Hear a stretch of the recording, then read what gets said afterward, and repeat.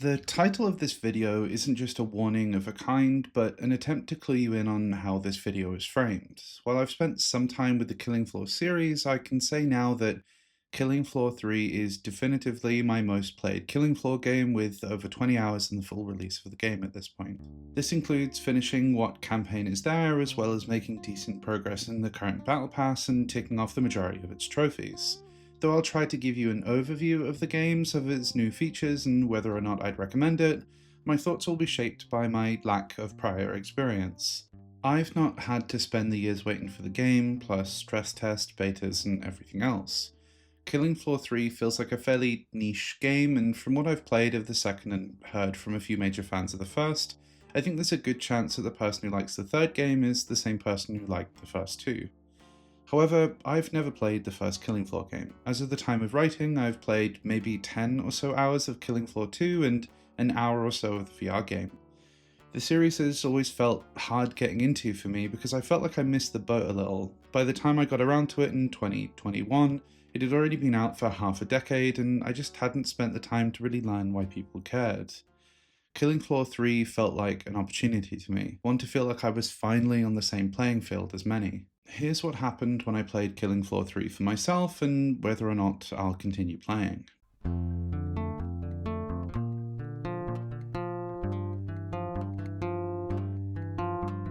But before we get into that, I'd just like to quickly say thank you. The last couple of months on this channel has been incredible, and we're somehow rapidly approaching 3,000 subscribers. That means a lot to me, and if you're new here or if you've seen me before, thank you.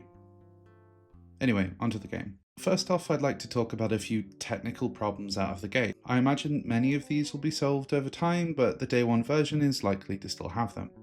On PS5, I noticed the odd stutter. This mostly happened in the central hub, but it wasn't unique to that. I have a friend running it on a PC which far outclasses the system Rex, and they reported to me that performance was a little inconsistent too. I also just couldn't seem to get into a game with them. We both managed to play with other people, but every time we joined each other's party, it just kicked us right out again. I don't know why this happened, so I can't really give much more information than that. There doesn't appear to be in-game chat right now or ways of finding servers, which makes multiplayer a little hollow. You can't really make friends unless you randomly match together, add one another, then find a way to get into a party chat of some kind on a different platform. Even if you click to matchmake, you can't force the game to find a multiplayer game, and sometimes it will just dump you in one by yourself. This serves a purpose, of course. It sets up a public match that others can join, but in the review period it meant inconsistent multiplayer matching. I can't imagine this will stick around, but there was a period where online servers went down, so I can't speak to how strong that connection is just yet. I will try and monitor this and continue playing after launch though. It felt important to me to note some of these things early on in the video to get that info out quickly, but also so I can pull them all in a box and say, these are very likely to be fixed with time. One thing that hit me immediately upon booting up Killing Floor 3 is the way its microtransactions immediately prompt you to open up your wallet. The Deluxe Pass, which comes with the most expensive edition of the game, comes with the first 4 Season Passes. I can't say that's much of a selling point given that the first Season Pass kind of bores me. I do feel for the problem here, as Tripwire Interactive can't push the boat out too much for worry of suffering from the same tonal disconnect that plagues Call of Duty right now.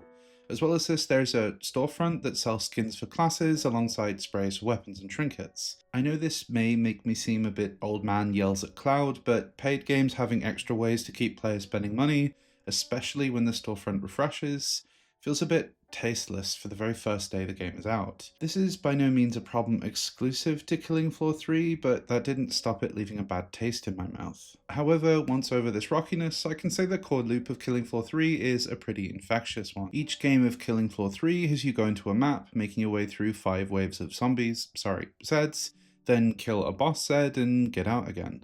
You get resources and missions to upgrade weapons and experience at the end that levels up your class. There are 6 classes at launch, plus 8 mission areas. To earn a little more lore, there are 10 story missions where you play the game normally, except you do a specific action in a specific choreographed location to get a data disk or voice note. I managed to finish this in about 2 hours, and it certainly contributes to the world, but feels very superfluous right now.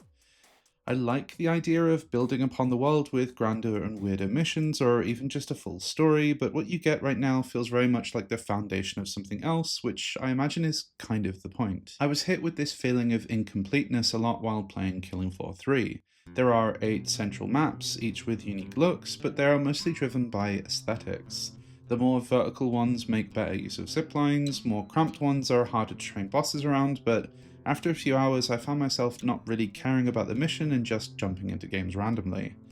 There's a degree of tacticality to Killing Floor 3 that is fairly enticing though. It's definitely not so thought intensive that you can't throw on a video or podcast in the background while playing, but it does provide some space for strategizing. For instance, points accumulated by killing enemies in finishing waves can be spent between each round, and it costs a pretty penny to fill up your ammo and shields. This means there's genuine incentive to go for headshots. As well as this, headshots fill up a bar at the top of the screen that activates slow motion for your entire team. This can often go off at the wrong time, but in the heat of battle, it is quite satisfying. The two enhanced difficulties, Hard and Hell on Earth, present a legitimate challenge too, which is great. Enemies do a lot of damage and overwhelm you when you aren't paying attention, which is certainly enough to keep you on your toes once you've had your fill of playing on the normal difficulty, helpfully named normal. I remember taking on the weekly Mutation, which is a weekly tough challenge with extra modifiers, and being killed in seconds because I dared to look away from the screen. Crawlers are, well, crawling enemy type, bloats, big enemies that fire bile at you, skrakes, tough enemies with chainsaw on their hands, and flesh pounds, even tougher enemies with chained weapons that can be flung forward. They all contribute to a body of Zeds that feel overwhelming in the right moment, and teamwork is heavily rewarded. I did notice the Stalker Zeds from previous games aren't in this one, but it's possible they're still hiding in camouflage. With only a handful of healing items that are rapidly depleting, the Medic class will not only keep you alive, but also stop you from spending your cash healing up. Same with DPS classes like the Commando, who summon a drone that fires acidic explosions at crowds. Doing enough damage is just as important as healing enough when there are 2 or 3 tough enemies on you showing no sign of stopping. You can absolutely get away with a decent team all playing the same class, so you don't have to worry too much about team composition, but I didn't feel put off thinking just a little more about it or practicing headshots. I did find myself often flush with cash by the time I got to the end of a game of Killing Floor 3, and I think the relative generosity on normal mode is to account for the rising cost of guns. You get a budget before entering a mission, which raises with your level, and this means you may be able to walk in with a better piece of armor or upgraded gun. You then replace guns for better ones throughout a run. However, you can personalize a gun via the Armory tab, spending resources earned throughout levels on new attachments. Guns with more attachments are easily accessible for a cost in between rounds, but the more attachments you have, the more expensive your gun becomes. Do you really kit out your gun and unlock it for the third wave, or cut back and have access to it by the second? On the harder modes, this really does start to matter. Gunplay feels intentionally rather weighty, and though you can run, some enemies you can't outrun. This means you're often forced to stand and fight. This is a pretty good way of working around the cowardice of sprinting to the distance, taking a few shots, and then sprinting away again. While noting that way, I am happy to report the sniper class is still viable despite, well, being a sniper. I did notice, however, that progression, especially early on, can feel a tad slow. I spent quite some time hunting down parts to upgrade my weapon, and all of this work went into only adding parts to a single gun. When you might want to customize multiple guns across multiple classes, I imagine it will take some time to get the loadout looking like players might want it to. You also unlock a new perk for classes every 2 levels, which means every other level has nothing new to it. I do think though that this grind contributes to a feeling of monotonous repetition as I played.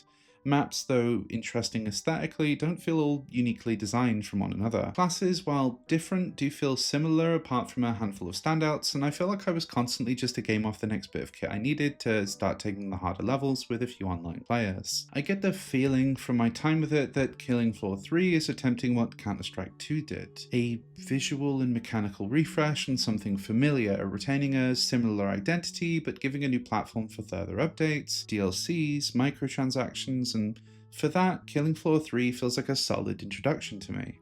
I do feel though that it's all a little lacking on launch. It's not in a bad place, especially if you have a couple of buddies playing, but I'm cautious of picking up games on the promise that a dev will continue to update it. What I have now, I liked, but I don't think I felt blown away by it or even really surprised at all. Killing Floor 3 is quite a simple game really, and I think this can make it approachable, so you may be wondering why I called it a bit niche at the start of this video.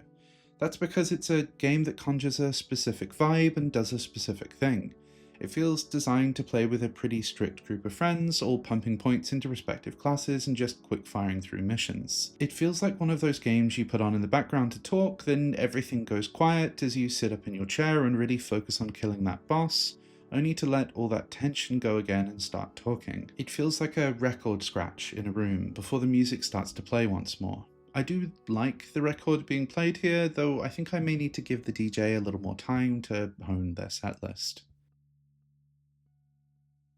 Thank you for listening to my video on Killing Floor 3. This was a really fun one to explore, given that I now have more time in Killing Floor 3 than the rest of the franchise. I did feel a bit strange about checking it out, but I also feel like that will happen for people. There will be people whose first game or the first game they want to play in the series is this one, so I felt like maybe this perspective will help some. And if you've played it, or if you played a lot of the previous ones and you have any perspectives to share, I'd love to hear them. I reached out to a couple of friends to try and get some feedback on the types of things they like and the types of things they dislike about the games, and I ended up getting oddly disparate replies. I saw someone who really liked Killing Floor 1 because it was quite simple and actually didn't like how complex isn't quite the right word, but how much is going on in Killing Floor 2, and then I found people who like Killing Floor 2 for being a bit of a grind. I don't know if the answer is those people are different or Killing Floor fans can't be happy, but I'm going to assume both is true. If that is true and you play Killing Floor 3 and hate it, do let me know why. And if you liked it, also let me know why. This is a game I'm really looking forward to the embargo dropping on, because I can't quite guess where people will land on it. I've seen a lot of ire online based on betas and stress tests, but Tripwire do seem to be trying to react to people, so I think that sounds like a good sign. Either way, if you liked this video or you want to support me, I really, really appreciate that. We're at 29,500 subscribers, and it feels ridiculous to me because it's so incredible, but also feels ridiculous that I would call it 29 and a half. I don't know what human being speaks like that. I think I didn't really know how to talk about numbers of subscribers past like a few hundred, and now suddenly we're at almost 3,000, and I still don't know what to say. That means an awful lot to me. If you'd like to see that number go up or want to support this channel, subscribing would really help me out. Thank you.